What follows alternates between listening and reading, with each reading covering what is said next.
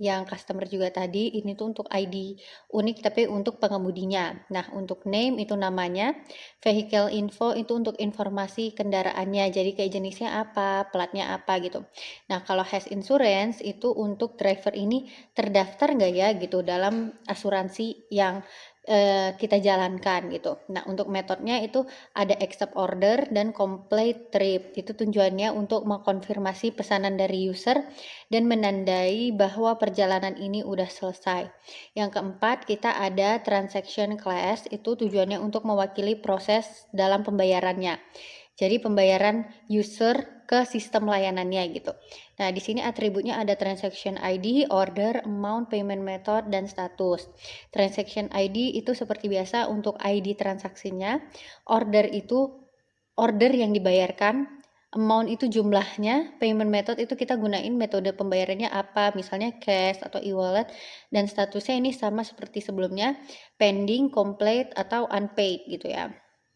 Nah, metodenya itu ada prosesnya, proses paymentnya itu memproses pembayaran transaksi. Nah, yang kelima itu ada claim, class untuk claim, itu tujuannya untuk mengajukan klaim dari asuransi. Jadi kalau misalnya kita butuh untuk mengklaim seperti ada kecelakaan di jalan atau ada hal-hal yang tak diduga di dalam perjalanan tapi kita sudah mengaktifkan fitur asuransi, maka kita bisa menggunakan claim class ini. Nah, atributnya itu ada claim ID atau ID claimnya, order itu order yang terkait dengan claim. Jadi misal kita pada saat itu order terus kita kecelakaan gitu. Nah, berarti kita berhak untuk mengklaim menggunakan fitur asuransinya. Deskripsinya itu kita deskripsikan, kita ceritakan permasalahannya apa yang kita alami, terus statusnya itu misalnya submit, review, atau approve gitu. Jadi status ini itu berdasarkan layanannya gitu ya, dari layanannya masih di review atau sudah di approve, itu bisa dilihat gitu. Nah, untuk metode itu ada mengajukan klaim, itu di-submit dan auto-evaluate. Itu untuk evaluasi otomatis untuk klaim yang masuk. Nah, yang keenam itu ada system class, itu metodenya kita pakai match driver, itu mencocokkan driver yang tersedia untuk pesanan tertentu. Terus ada calculate fare, itu untuk menghitung tarif pesanan, dan proses klaim itu untuk menangani klaim yang diajukan user. Selanjutnya, aku mau ngejelasin tentang ERD atau Entity Relationship Diagram. Nah, diagram ERD ini biasanya digunakan untuk menggambarkan struktur dari database.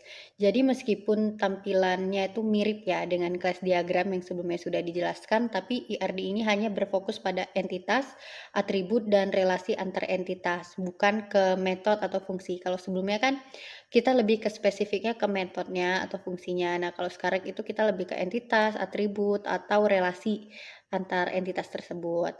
Nah, bisa dilihat dari gambar ini di PPT nanti akan ditampilkan juga. Jadi, entitas dan atribut dari yang pertama aku menjelasin dulu dari user, itu primary key-nya kita gunakan user ID, terus atributnya itu ada name, phone number, location. Nah, yang kedua itu ada driver, primary key-nya driver ID, terus atributnya ada name, vehicle info, dan has insurance.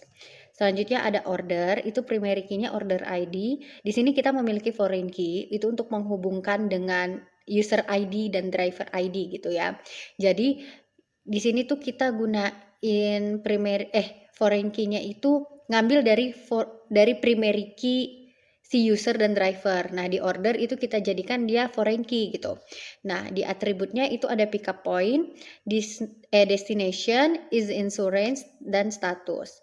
Terus ada transaction, itu primary key-nya transaction ID. Di sini juga transaction dia gunain foreign key yaitu order ID karena saling berhubungan ya. Kalau misalnya kita melakukan order, tentu kita akan melakukan transaksi juga gitu kan. Nah, jadi atributnya di sini itu amount, payment method, dan status. Selanjutnya di claim. Nah, claim ini kita gunakan primary key-nya claim ID, terus foreign key-nya order ID. Kenapa? Karena kalau misalnya kita mau mengajukan klaim, tentu kita melihat dari ya rincian orderannya apa dan perjalanannya itu kemana itu dilihat dari order ID gitu. Jadi di sini kita masukin atributnya itu description dan statusnya gitu. Nah selanjutnya di sistem. Nah sistem ini tuh bukan entitas data ya dalam database. Jadi digambarkannya itu untuk memperjelas alur proses yang dilakukan oleh sistem gitu. Nah selanjutnya aku mau ngejelasin relasi antar entitas. Nah, yang pertama user order, itu satu user bisa membuat banyak orderan. Nah, terus order driver, jadi satu order itu dilakukan oleh satu driver, tetapi satu driver itu bisa melayani banyak order gitu.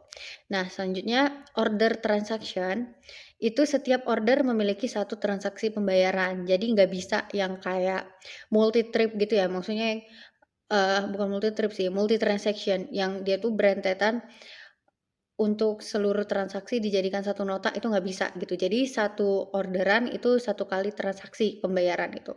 Nah terus untuk klaim juga sama, itu dia satu order itu cuma bisa satu kali klaim gitu jika ada permasalahan yang terjadi. Dan itu juga permasalahannya harus dijelaskan di deskripsi gitu. Oke, di sini saya akan menjelaskan tentang database capacity planning atau perhitungan kebutuhan memori database. Nah, jadi bisa lihat di sini di tabel ini ada beberapa entitas utama, yaitu ada user, driver, order, transaction, dan claim. Lalu setiap entitas itu punya record masing-masing. Kayak data user per record itu butuh 94 byte, lalu driver 85 byte, lalu order 103 byte dan seterusnya. Lalu ada kolom berikutnya, ini jumlah koneksi ini merupakan seberapa banyak relasi antar table. Contohnya user terhubung ke order, jadi dikali 2, lalu order terhubung ke user, driver dan dirinya sendiri di total dikali 3, lalu begitu juga dengan transaction dan claim yang masing-masing terkoneksi ke order. Nah, dari situ kita hitung kebutuhan memori total per table dikali relasinya gitu. Jadi, user ada 188 byte, driver ada 170 byte, order 309 byte, transaction 152 byte, dan claim 136 byte. Nah, kalau kita total semua itu ada 955 byte. Tapi di sini juga kita perlu ngasih cadangan memori 10% supaya ada ruang kalau nanti datanya bertambah atau ada kebutuhan tambahan. Nah, jadi total akhir kebutuhan memori itu ada 955 ditambah 95,5 sama dengan 1050,5 byte. Jadi dibulatin jadi 1051 byte aja.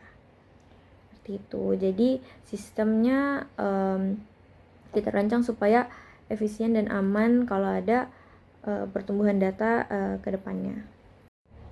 Nah, selanjutnya saya akan menjelaskan tampilan dari setiap screen dari aplikasi InDrive yang sudah kami rancang. Jadi yang pertama itu ada tampilan awal di mana pengguna memasukkan titik jemput dan tujuan langsung di peta.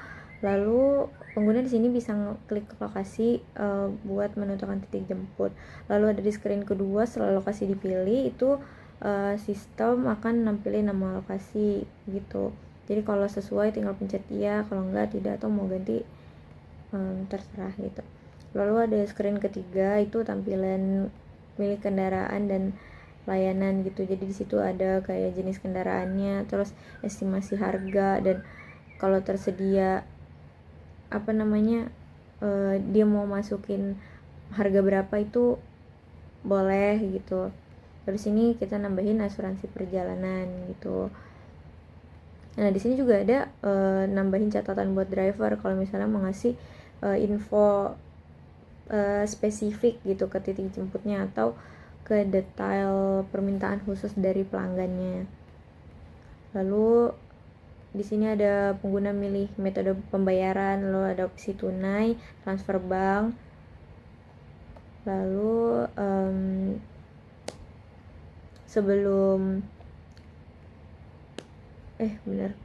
setelah itu masuk ke screen ke-6, dia tampilan konfirmasi sebelum diproses gitu. Jadi dia dikasih tahu estimasi harga waktu, kalau udah yakin tinggal pencet pesan gitu. Lalu yang ketujuh ada sistem menampilkan notifikasi bahwa order dilakukan. Kayaknya jangan dulu deh. Nah, sebelumnya di sini ada form klaim asuransi.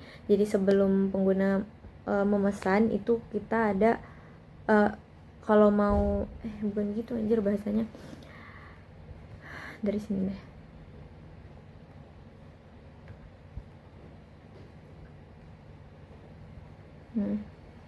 Setelah itu ada screen ke-6. Ini adalah tampilan konfirmasi sebelum order diproses. Jadi di sini kan ada kita menawarkan asuransi gitu. Jadi kalau misalnya pengguna ingin mengklaim asuransi, maka mereka nanti akan dialihkan ke tampilan yang form klaim asuransi gitu, jadi tinggal diisi. Nah kalau sudah nanti tinggal klik pesan, nanti Sirin 7 tuh sistem akan proses dan nampilin notifikasi bahwa order berhasil dilakukan gitu. Nah terus ada screen 910 itu tampilan detail driver yang nerima order gitu, jadi pengguna bisa ngelihat nama drivernya, informasi lengkap kendaraan, terus ada tombol ngehubungin sama ngebatalin perjalanan jika diperluin. Terus screen 11 itu ada nampilin chat, jadi pengguna juga bisa langsung komunikasi sama drivernya. Lalu ini ada fitur keamanan seperti layanan untuk 122 jika merasa nggak aman. Terus ada screen 13 dia fitur SOS kalau sedang dalam darurat gitu. Nah ini untuk alurnya. Part 1 itu halaman dan info lokasi, dia masukkan titik jemput dan tujuan. Habis itu lanjut ke 2 untuk verifikasi nama lokasi, lalu page 4 milik kendaraan dan layanan lokasi yang terdeteksi. Lalu page 2 dia mengkonfirmasi nama lokasi, lalu lanjut ke page 4 kalau lanjut, kalau enggak balik ke page 1. Lalu di page 4 milik kendaraan gitu, 4.2 untuk nambahin catatan driver, lalu 4.3 nya untuk metode pembayaran, atau langsung ke page 5 dia konfirmasi order. Terus setelah nambahin